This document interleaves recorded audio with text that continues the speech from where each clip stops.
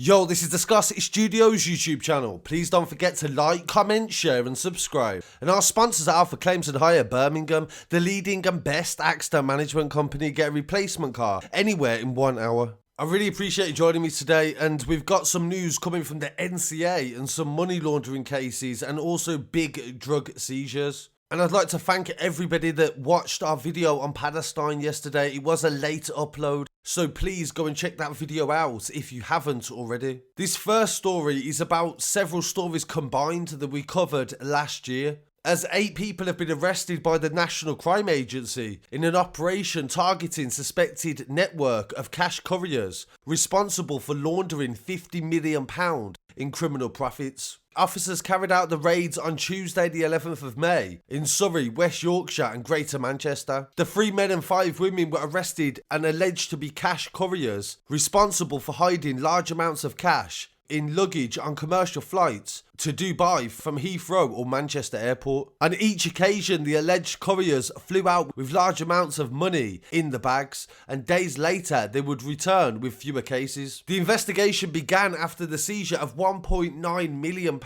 off an outbound passenger to Dubai at Heathrow Airport, and it was seized from a woman called Tara Hanlon, who's 30 years old, from Leeds. She was charged with money laundering at the time and will stand trial for that offence. She was stopped at 8 PM on Saturday, October the 3rd by border officers who searched her luggage and found £1.9 million that she thought she could just take to Dubai. That was the biggest ever in 2020. Chris Philp, the Minister for Immigration, Compliance and Courts, we are delighted with the efforts on Border Force. Preventing undeclared cash from leaving the UK is a major clampdown on organised gangs. Tara had previously lived in Donegal. She was remanded in custody ahead of her Olesworth court appearance on November the 5th last year. And this other story we covered at the time as well, a Czech national named Danek, aged 38, was intercepted as he boarded a flight from Heathrow to Dubai with £1.3 million in cash that was found in his bags. Investigators identifying that he'd made 2 previous trips in July and August of the same year. Camarit pleaded guilty to money laundering offences and was given a 2-year jail sentence on the 9th of March 2021. The investigating officer Ian Truby said cash is the lifeblood of the organised crime networks and they need it to launder and reinvest in further criminality. Our investigation has identified millions of pounds worth of what we suspect is criminal profits that was flown out of the UK to be laundered in Dubai.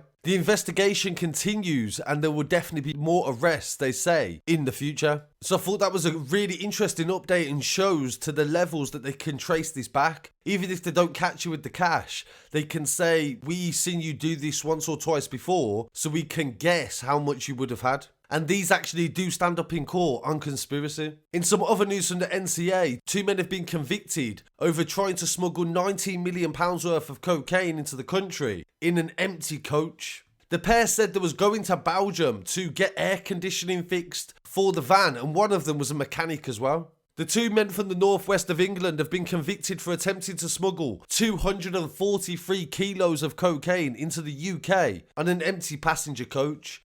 The National Crime Agency said that Christopher Bullows and Mark Tucker were driving the coach and it was stopped at Dover Docks in September of 2020.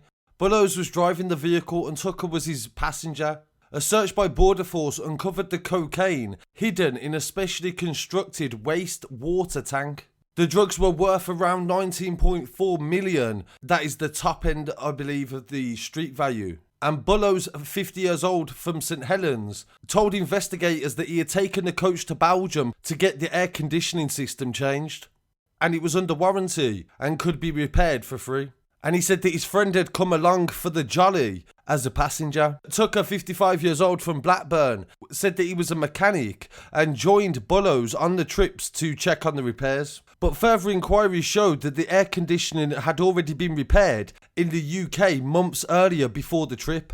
Bullows and Tucker were subsequently charged with attempting to import Class A drugs. Both initially denied the charge, but Bullows pleaded guilty at Canterbury Crown Court on the 22nd of April, and Tucker was convicted on the 11th of May following a 5-day trial.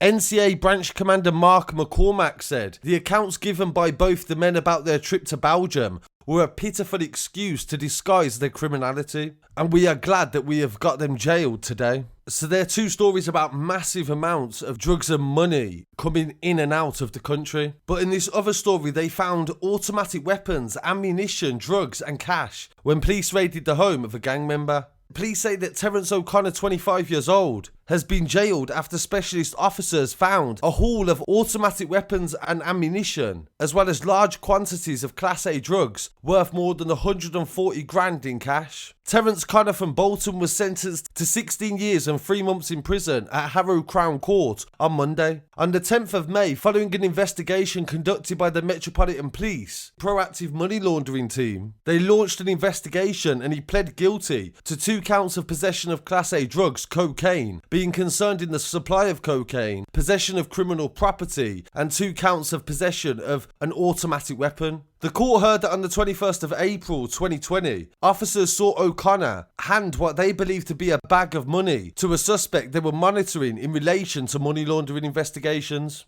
On the 30th of April 2020, it was observed in a car park in Silverstone Way, Edgware, that he was seen to exit and walk around to the boot of the car, and he started moving items around. Concerned about what he might be moving, detectives approached the vehicle and detained O'Connor at the back of the car. They searched a rucksack that was at O'Connor's feet and found a large quantity of cocaine inside it, and O'Connor stated to the officers, "I've never seen that before." He was also found with an EncroChat mobile phone, and he was arrested on suspicion of possession of Class A drugs with intent to supply and taken to a North London police station. A thorough examination of the car found a concealed hide in the passenger side interior door, and it was empty, but apart from 2 separate latex gloves, the inside, they said, contained significant amounts of drugs. During a search of his address linked to him in Edgware, officers discovered 140 grand in cash and a money counting machine and additional quantities of cocaine. In total, the police seized 1 kilo of cocaine with a wholesale value of 12 to 38 grand, although it was likely to be more at that time due to lockdown. They found empty drug packaging inside the address, and they said that this indicated up to 100 kilos of cocaine had been processed at the location. Police discovered a false hideout inside the house as well, and inside a hole in the wall was a holdall containing automatic weapons and also ammunition. And police also found a compatible silencer. 2 firearms were made safe and sent off for testing, and forensic analysis confirmed the weapons seized were fully functioning Uzi submachine gun 9mm and a .32 Auto Scorpion submachine gun.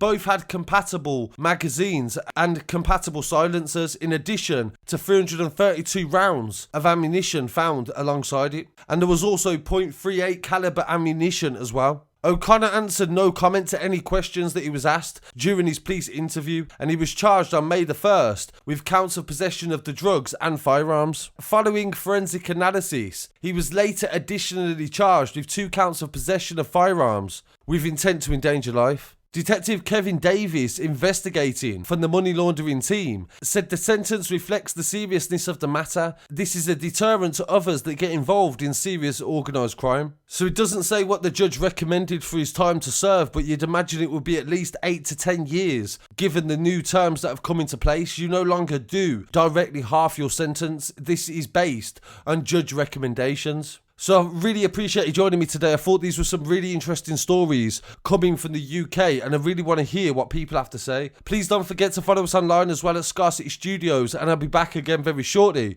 with some more news. Peace.